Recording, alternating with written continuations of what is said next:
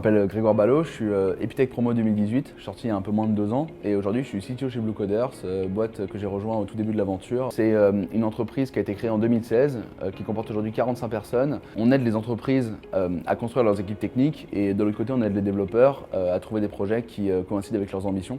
Aujourd'hui on accompagne un peu plus de 200 entreprises à Paris et on enregistre une croissance d'à peu près 100% en moyenne depuis la première année. Quand j'étais à Epitech il y a à peu près 5 ans maintenant, donc je participais à la Forward aussi, je devais prototyper mon projet EIP. Donc c'était même les tout débuts de la Forward à l'époque. Mon projet c'était, on voulait transformer n'importe quelle table quelconque en table de réunion augmentée avec une interface interactive. La première étape pour accomplir ce projet, ça avait été de pouvoir détecter des mouvements avec une caméra et des images. Le MVP pour nous c'est de projeter une image et avec des mouvements de la main pouvoir les détecter et juste faire une action très simple en réponse à ce mouvement-là. Et à partir de là, on avait un peu la fondation technologique qui nous permettait de construire notre vrai projet derrière qui était une table de réunion augmentée. Le MVP, ça veut dire Minimum Viable Product. C'est vraiment l'effort minimal à fournir pour créer un produit qui répond tout juste aux problèmes qu'on essaie de résoudre avec le projet. Ce que j'entends par là, c'est vraiment ne pas aller dans le détail, ne pas chercher à faire les fioritures qu'on a en tête quand on imagine un projet, mais vraiment fournir le plus petit périmètre possible pour que le projet soit viable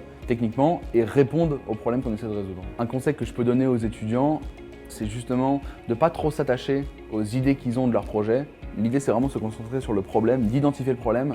Si on veut faire un projet qui va exister sur un secteur et qui va parler aux gens qui sont dans ce secteur-là, l'idée, c'est vraiment d'essayer de les comprendre, ces gens, de savoir qu'est-ce qu'ils font, qu'est-ce qui leur fait du bien, qu'est-ce qui leur fait du mal, et de là, essayer d'avoir un produit qui va venir répondre à ces éléments-là.